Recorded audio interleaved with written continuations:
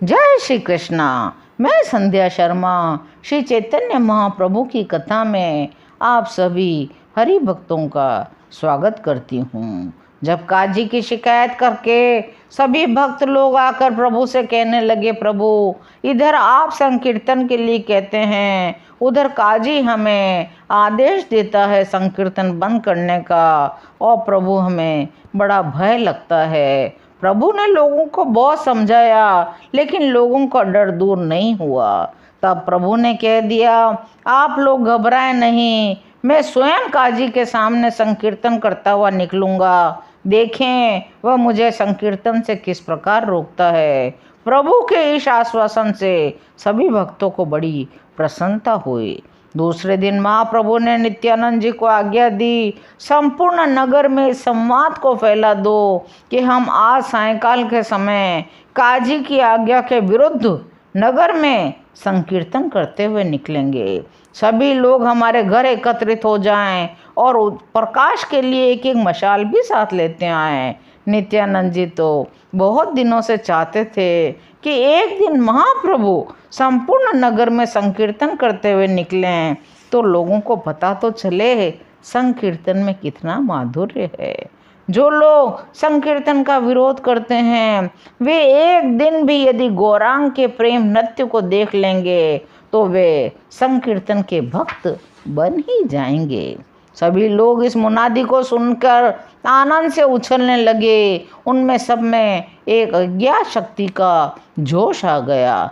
नवद्वीप में ऐसा कीर्तन पहले कभी नहीं हुआ था। वहाँ के नर नारियों के लिए यह एक नया ही अनुभव था।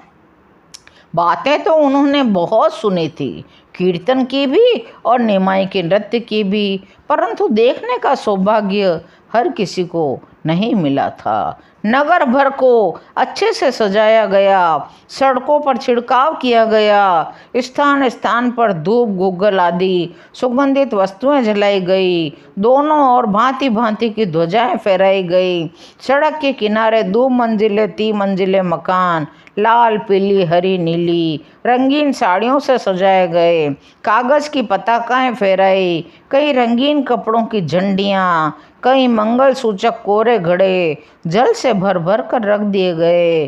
कहीं कहीं द्वारों पर केले के वृक्ष बड़े ही सुंदर और सुहावने दिए। अब लोगों में इतना उत्साह बढ़ गया था कि संकीर्तन के स्वागत में हम क्या क्या कर डालें। सब अपनी अपनी भावना के अनुसार मार्ग को सजा रहे थे। महाप्रभु के घर में भी संकीर्तन की तैयारियां चल रही थी।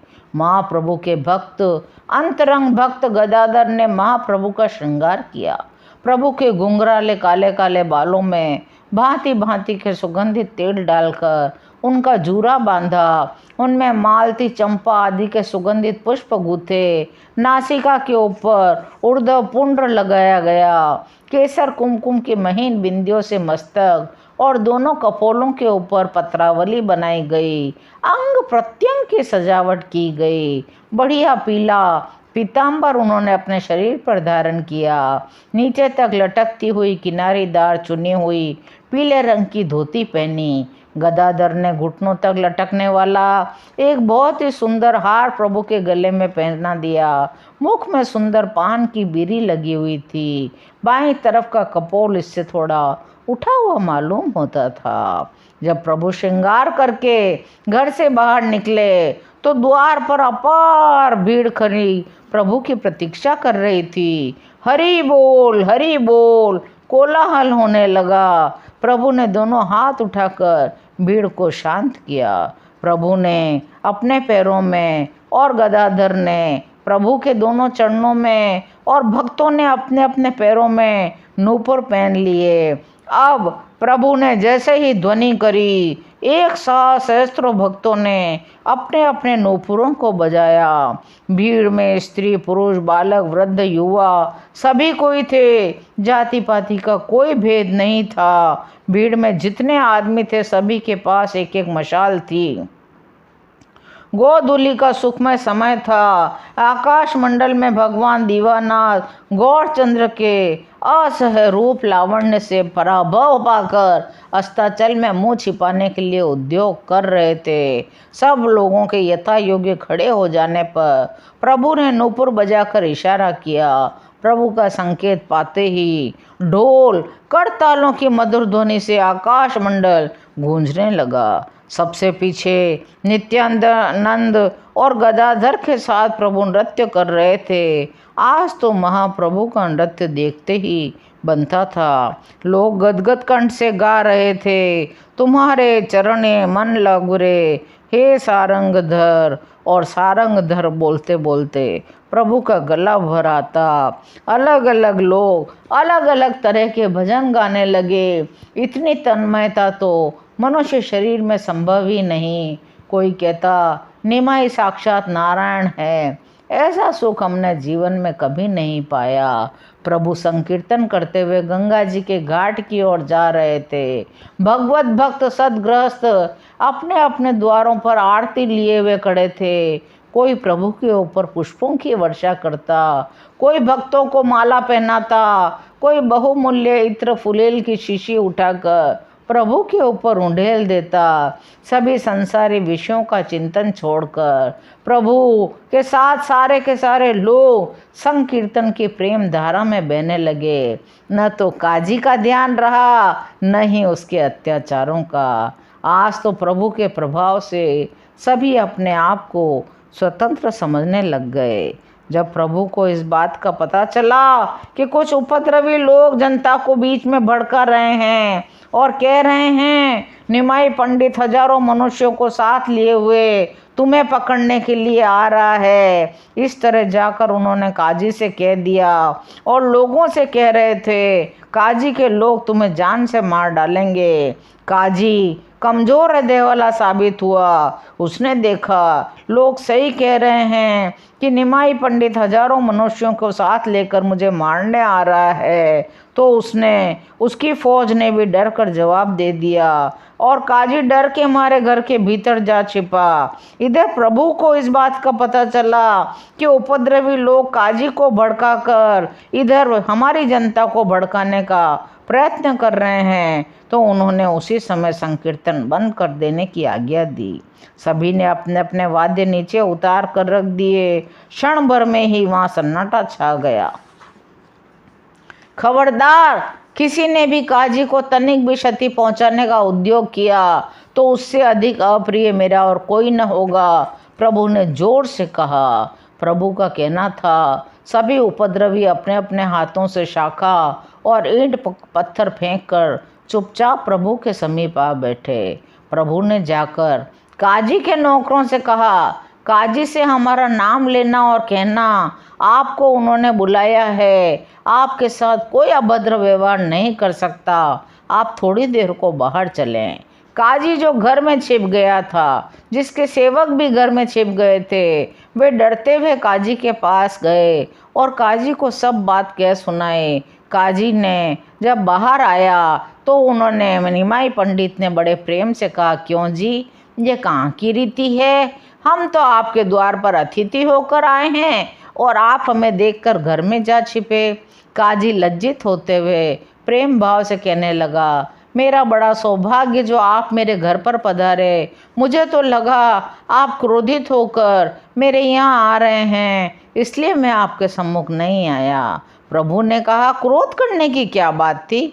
आप तो यहाँ के शासक हैं, मैं आपके ऊपर क्रोध क्यों करने लगा? शची देवी के पूज्य पिता महाप्रभु के नाना नीलांबर चक्रवर्ती का घर इसी बेल पुखरिया मोहल्ले में काजी के पास ही था। काजी चक्रवर्ती महाशय से बड़ा स्नेह रखते थे, इसलिए काजी ने कहा, देखो निमाई, गांव नाते से चक्रवर्ती मेरे चाचा लगते हैं, इसलिए तुम मेरे भांजे हो।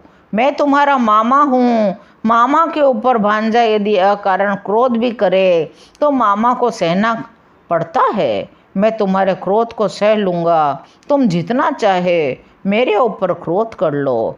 प्रभु ने हंसते हुए कहा, मामा जी, मैं तो इस संबंध को कब अस्वीकार करता हूँ। आप तो मेरे बड़े हैं, आपने मुझे गोद में खिलाया है, मैं आपके सामने बच्चा हूँ, मैं आप पर क्रोध क्यों करूँगा? काजी ने कहा, शायद इसलिए कि मैंने तुम्हारे संकीर्तन का विरोध किया है। अरे, इसमें मैं क्यों क्रोध करने लगा? आप भी तो स्वतंत्र नहीं हैं।